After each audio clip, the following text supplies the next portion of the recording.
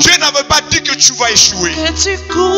Dieu n'a pas dit que tu vas couler, bien-aimé. Ça, ce n'est pas la volonté de Dieu. Dieu n'a pas dit que tu seras malade éternellement. La Bible nous dit même que Dieu n'a pas dit que les justes resteront dans la souffrance. Car la Bible nous dit, le malheur atteindra certainement les justes, mais l'Éternel délivre toujours. Bien, mais Dieu a dit qu'il va te délivrer. Il a dit qu'il va te guérir. C'est pourquoi il a dit, voici les miracles qui accompagneront ceux qui ont crié. Bien, mais je t'invite seulement à croire et à louer Dieu, à glorifier Dieu.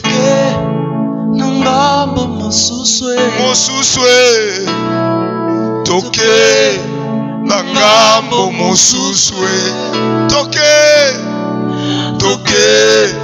na ngambo mosuswe, ngambo ya bomoi, toke na ngambo mosuswe, Bwana Yesu akozela biso, toke, haleluya, na ngambo mosuswe, ekolobilaka, toke na ngambo mosuswe, ngambo ya biso bana alliance, toke na ngambo mosuswe, ngambo ya bayenge bene, toke na ngambo mosuswe, ngambo ya bomoi, toke na ngambo mosuswe,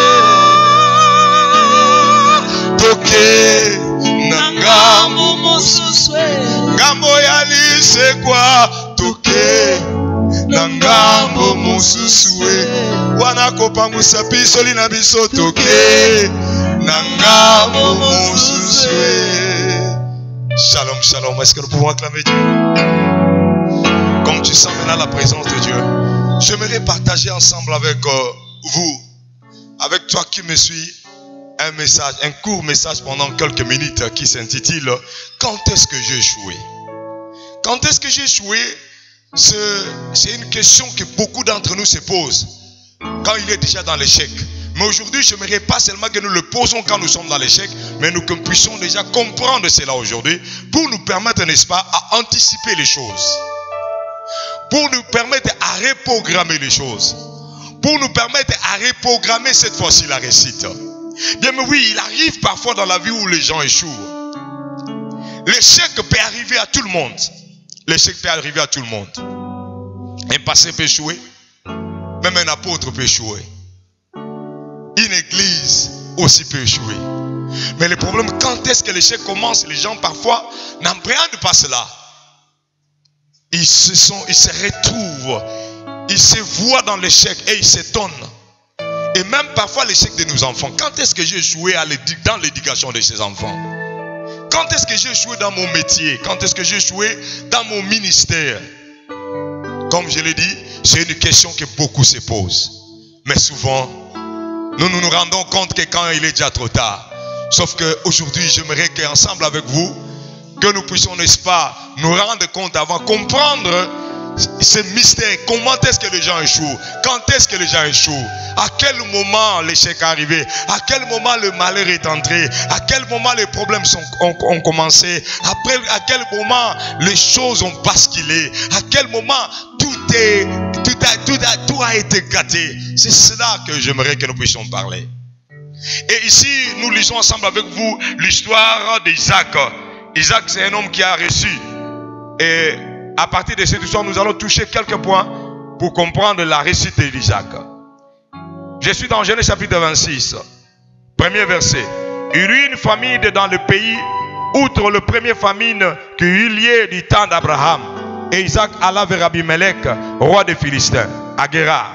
L'Éternel lui apparut et dit, ne descends pas en Égypte, demeure dans ce pays, dans le pays que je te dirai. Séjourne dans ce pays-ci, je serai avec toi, et je te bénirai, et je te donnerai tous ces contrées à toi et à ta postérité. Et je tiendrai le serment que j'ai fait à Abraham, ton père. Je multiplierai ainsi de suite. Voilà. La Bible dit que Isaac est allé se résider dans les contrées du pays d'Abimelech. Et il y a une période où il y avait une forte famine. Isaac voulait se déplacer. Bien, mais vous savez, dans chaque période, il y a certains événements qui s'y prennent le monde. C'est comme maintenant la pandémie nous a surpris. il y aura toujours les événements qui vont s'y prendre les autres, les mondes. Alors Isaac a voulu, n'est-ce pas, quitter ces contrées parce qu'il y avait la famine et aller ailleurs. Mais Dieu vient lui dire, Isaac, reste là, ne quitte pas, parce que moi, Dieu, je te bénirai. Je vais réaliser le serment, la promesse que j'ai fait à ton père Abraham. Et Isaac demeurait là. Si vous lisez la suite, nous sommes dans Genèse chapitre 26, vous allez remarquer que la Bible dit Isaac est devenu de plus en plus riche. Nous disons, quand est-ce que j'ai échoué? Moi, toi, quand est-ce que tu as échoué?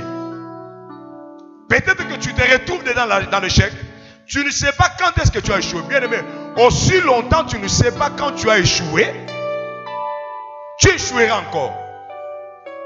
Parce qu'il faut connaître quand est-ce que tu as échoué pour réussir.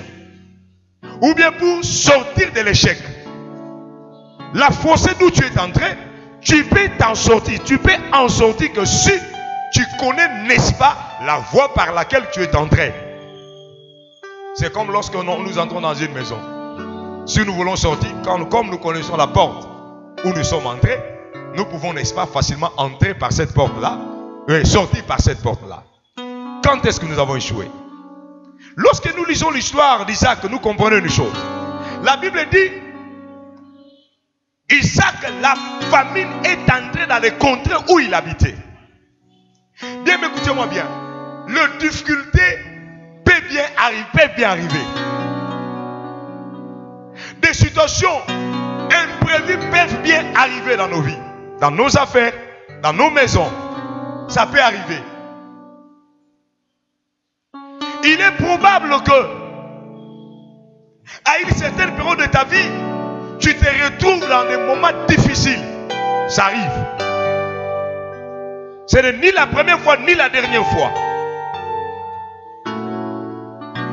Mais le problème, comment tu as échoué? Bien, mais la vie de certaines personnes est parfois mission impossible. Quand nous lisons dans la Bible, nous voyons la vie de certaines personnes mission impossible. Comme la mission de Moïse en Égypte. Une seule personne sans armes, sans une armée, allait délivrer tout un peuple dans un pays d'une grande puissance. Du point de vue humain, c'est une mission impossible. Mais par l'aide de Dieu, Moïse a reçu. Bien, mais je suis en train de te dire, ta vie paraît difficile, ta situation paraît difficile, mais tu peux réussir. La raison de ton échec, ce n'est pas parce que cette situation était difficile. Non. Il y a une autre raison. Il y a bien des gens qui sont sortis de toutes ces genres de situations-là. La raison de ton échec, c'est loin de là. Il y a des gens qui pensent qu'il a échoué à l'éducation de ses enfants parce qu'il y a de musique au niveau de la télé ou des vidéos au niveau de la télé. Mais bien, écoutez-moi bien, il y a même des gens où les enfants regardent ça tous les jours. Mais l'éducation de leurs enfants n'a pas échoué. Quand est-ce que tu as échoué dans l'éducation de tes enfants? Il y a des gens qui pensent qu'il a échoué dans son mariage parce qu'il n'a pas d'argent. Mais écoutez-moi bien, il y a des familles, il y a des maris qui n'ont pas d'argent. Mais leurs femmes continuent à rester à la maison fidèles encore. Quand est-ce que tu as échoué? Il y a des gens qui pensent que c'est à cause de la sorcellerie du quartier et ils veulent s'accrocher là. Oh, écoutez-moi bien. Il y a des gens qui ont rencontré pire que ça. Il y a des gens qui ont vécu même avec des sorciers, mais ils n'ont pas échoué. Mais pourquoi est-ce que toi tu as échoué? Quand est-ce que tu as échoué?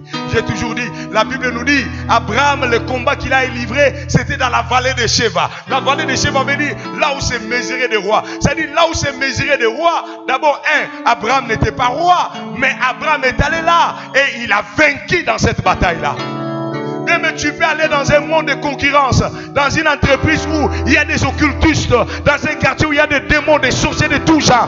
Bien, mais il ne faut pas oublier que notre Dieu est plus grand et plus fort que ces démons et ces sorciers. Nous disons toujours, celui qui est en nous, celui qui est en moi, est plus fort et plus grand que celui qui est dans le monde. Quand est-ce que tu as échoué? Premier point, quand est-ce que tu as échoué? Tu as échoué le jour où tu as cessé d'écouter Dieu, qui peut écouter ou entendre ce que parle l'Éternel, ce que dit l'Éternel. La Bible dit quoi? Il voulait déjà quitter. Mais Dieu lui a dit, reste ici. Oh, s'il n'avait pas écouté Dieu, il n'allait pas devenir de plus en plus riche, fort riche. Tout cela est arrivé parce qu'il écoutait Dieu. Entends-tu Dieu? Écoutes-tu la voix de Dieu? Combien de fois Dieu te parle? Le premier démon, c'est le démon qui t'empêche d'écouter Dieu, qui te pousse à ne pas écouter Dieu. Vous savez, la vie même d'Adam et Ève, ils ont connu les problèmes, ils ont perdu la grâce et les choses que Dieu les avait données parce qu'ils ont commencé, n'est-ce pas, à écouter le diable. Arrête d'écouter le diable.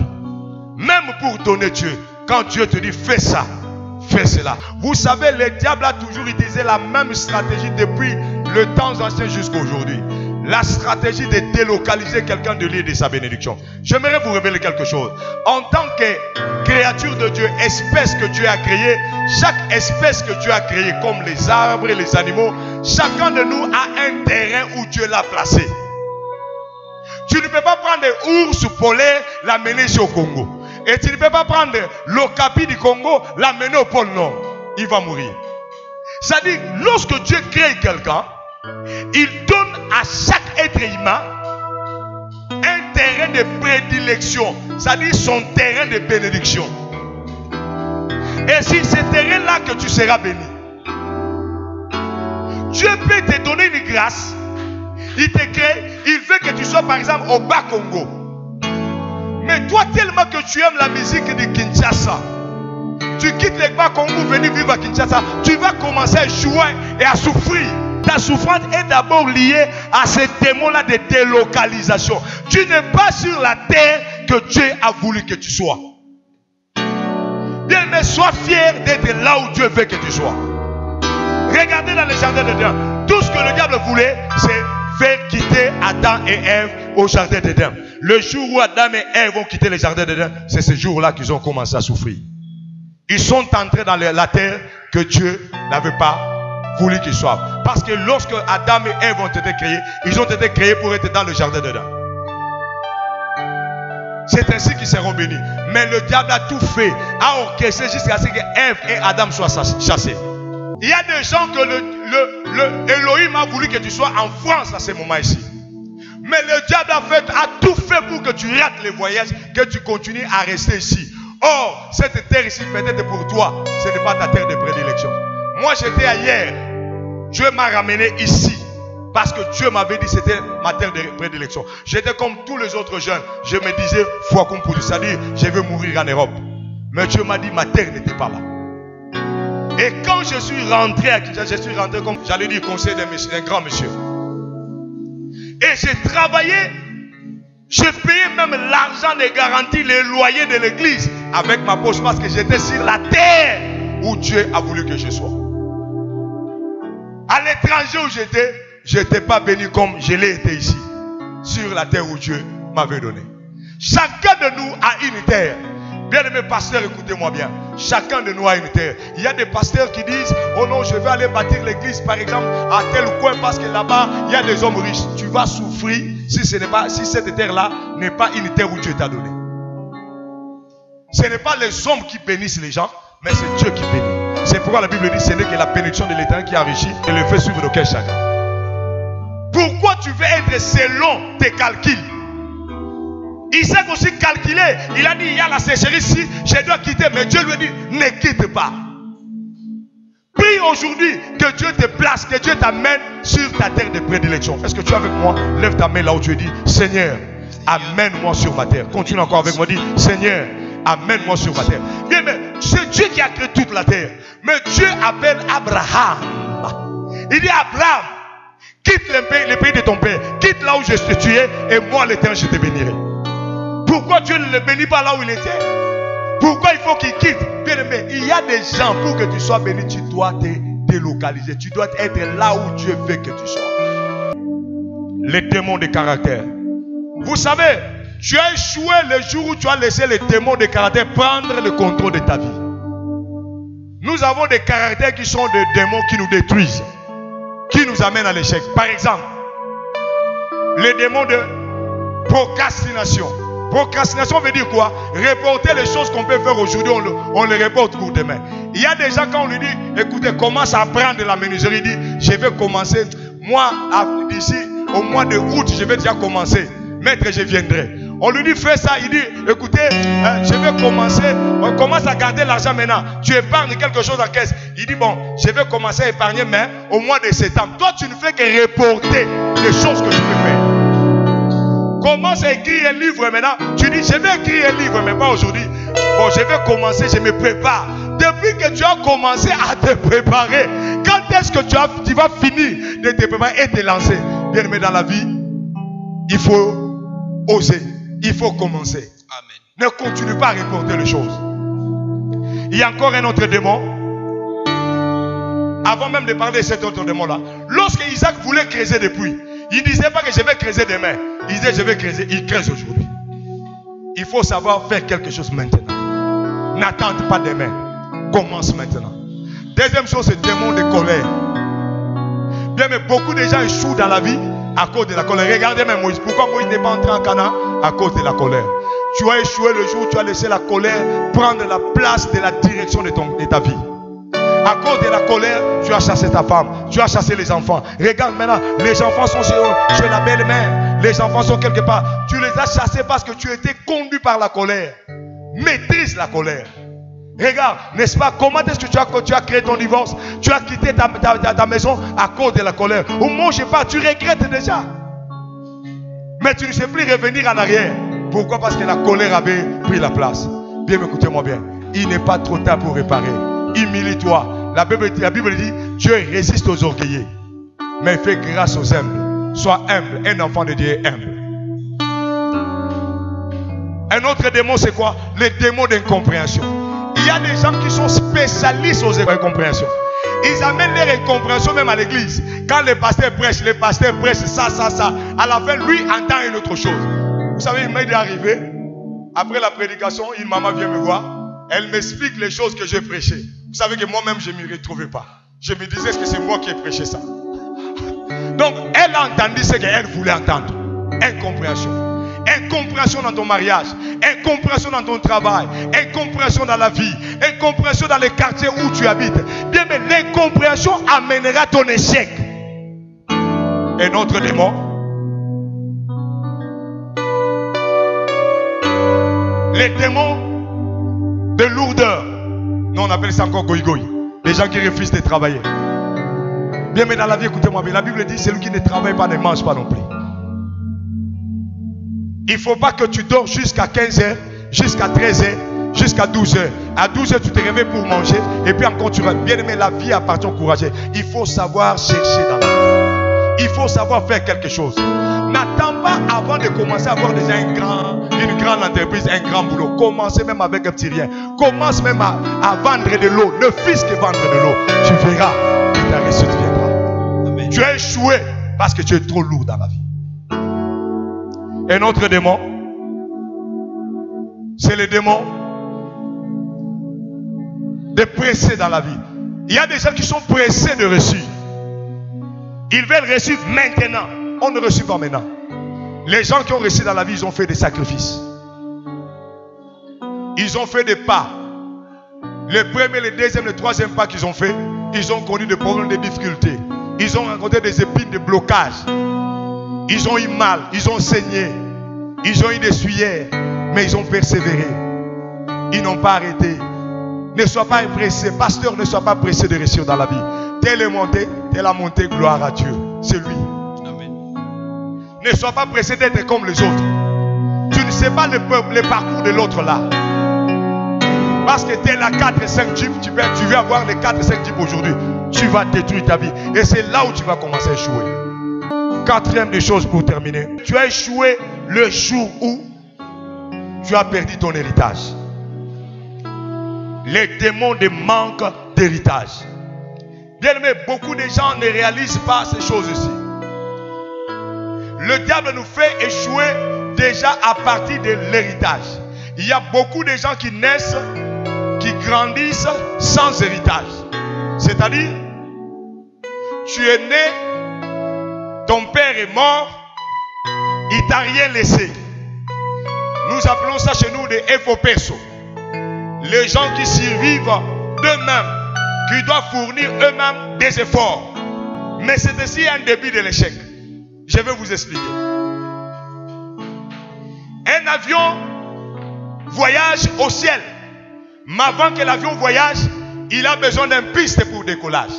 Chaque enfant qui naît, il a besoin de cette piste-là, qui est héritage. C'est selon Dieu. Adam et Ève n'ont pas trouvé la forêt, mais ils ont trouvé les jardins. Qu'est-ce que toi tu as trouvé? Le diable essaie d'arranger dans ta famille pour que tu n'aies rien. Pour que tu trouves rien. C'est là où tu as débité ton échec. Mais tandis qu'il y a des enfants, ils croissent, ils grandissent, ils sont nés, ils trouvent déjà un départ. Papa a 2 parcelles, il a un villa, papa a un immeuble. Vous voyez cet enfant-là? Ça dit, papa a peut-être un nom, parce que l'héritage, ça peut aussi être un nom. Ton père a un nom, à cause du nom de ton père, tu peux déjà avoir des percées, des ouvertures. Il y a des politiciens, par exemple, dans mon pays, qui sont devenus de quelqu'un, pas parce qu'ils sont plus intelligents que moi, pas parce qu'ils sont plus intelligents que toi, mais leur père a laissé un nom. Quel est le nom que ton père a laissé? Et dans ces démons d'héritage, nous avons encore les démons d'un mauvais héritage. Il y a des gens, au lieu de trouver quelque chose, tu n'as rien trouvé, mais tu trouves encore de moins. Lorsque les gens lisent Jacob dit Seigneur bénis-moi, les gens ne comprennent pas le problème de Jacob. Ça dit Jacob a un problème. L'héritage de son père, il ne l'a pas eu. Il a fui son grand frère. Jacob s'est retrouvé au désert. Alors il s'est dit, donc sur cette terre je n'aurai pas d'héritage. Le seul héritage que j'ai, le seul espoir, le seul secours qui me reste, c'est seulement Dieu. Père, bénis-moi. C'est pourquoi Jacob a retenu l'âge jusqu'au matin. Je suis en train de parler à quelqu'un. Tu es comme moi. Toi, tu es comme moi. Tu es un perso. Tu sors par tes propres efforts. Tu as besoin de l'aide de Dieu. Tu es Dieu aujourd'hui. Et dis à l'Éternel, Seigneur, mon héritage, c'est toi. Jacob voulait dire à Dieu, oh, alléluia.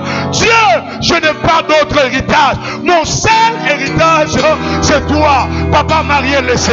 Maman m'a rien laissé. Je suis en train de parler à quelqu'un qui est comme moi. On ne t'avait rien laissé. Ton seul héritage, c'est Dieu. Saisis Dieu aujourd'hui. Tu es Dieu jusqu'à ce que le matin, le jour arrivera. Tiens Dieu jusqu'à ce que ta bénédiction se manifestera. Dieu Dieu et dis à l'Éternel, Seigneur, il me reste que toi. Seigneur, bénis-moi. Vous savez, Jacob a refusé de laisser l'ange. À telle enseigne que l'ange a même blessé, a même frappé sur Jacob. Mais Jacob a refusé de laisser. Je suis en train de parler à quelqu'un qui n'a pas d'héritage. Tu es né, tu n'as rien trouvé. Mais écoutez-moi bien. Le seul issue qui te reste, c'est Dieu. Fais comme Jacob au désert. Au moment où j'ai parti au désert, il n'y a rien. Tu n'as ni une maison de père, même pas un terrain, même pas un compte en banque. Tu n'as même pas un petit vélo où ton père t'a laissé. Tout ce qui te reste, tout ce que tu as, c'est Dieu. Lève tes deux mains. Dis Seigneur, je n'ai que toi. Seigneur, oui, je n'ai que toi. Seigneur, si tu me laisses, ma vie est gâtée. Ma vie est pourrie. Si tu me laisses, je n'aurai plus d'avenir.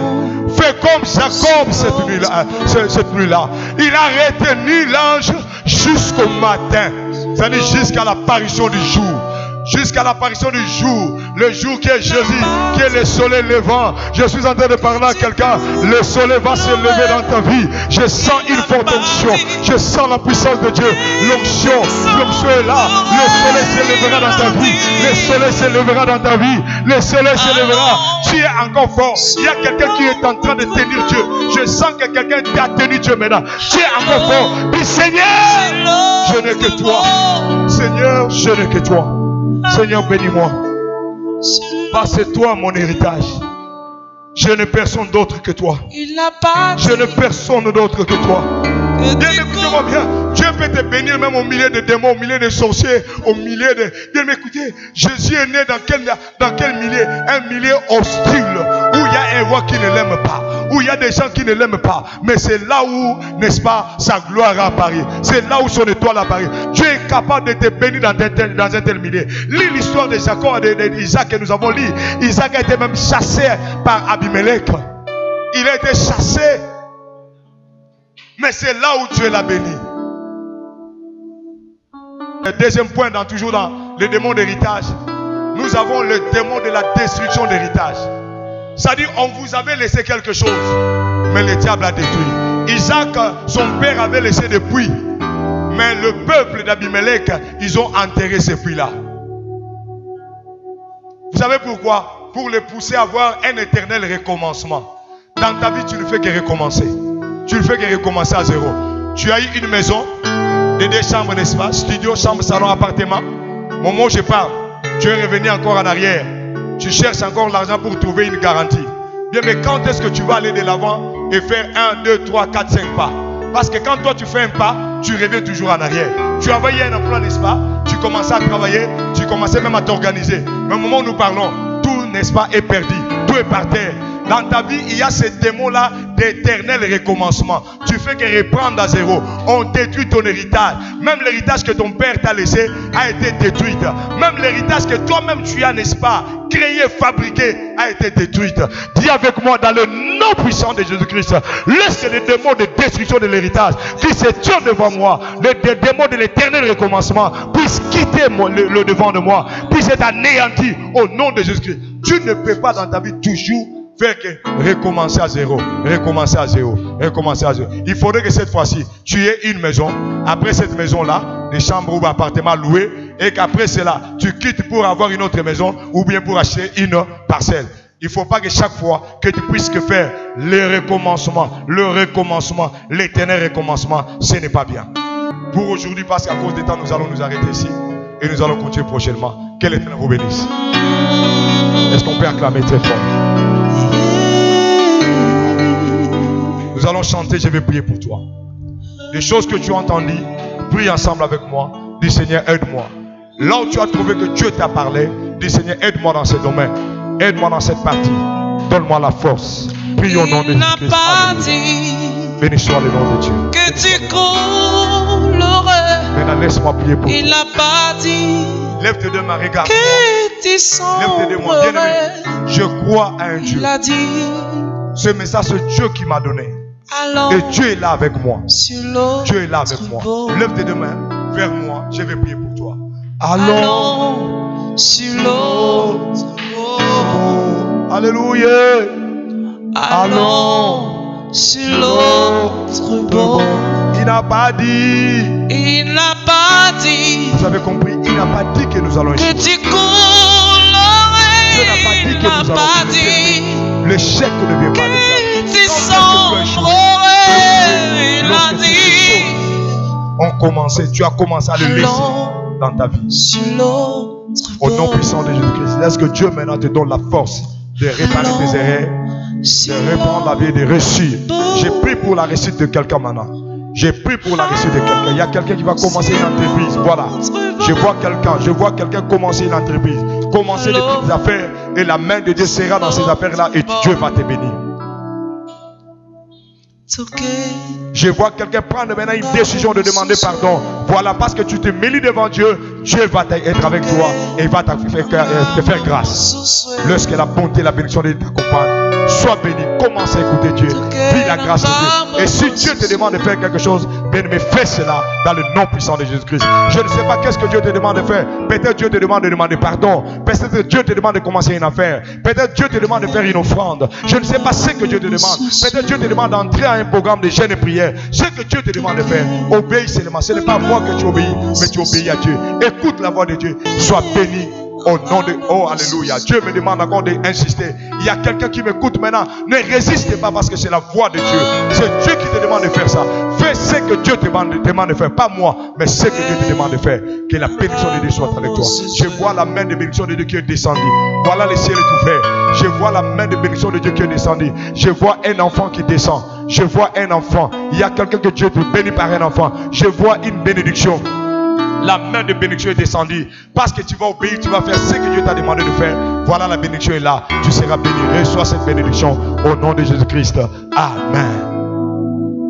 Acclamons très fort. Voilà. Tu as des questions à poser. Commencez déjà à poser ces questions-là maintenant. Si tu veux, n'est-ce pas, une prière, le numéro est affiché là. Tu peux nous écrire même sur WhatsApp. Nous sommes sur le 00243 81 81 043 21. Le numéro est affiché là. Ou bien tu peux nous écrire sur notre page Facebook qui est Communauté Chrétienne Le Pan de Vie. C'était le révérend Gustave, visionnaire de la Communauté Chrétienne Le Pan de Vie. J'étais accompagné de bien-aimés Cass, leader, Luamba, Kimuteba. Que l'Éternel vous bénisse. Bye. Passons de l'autre côté.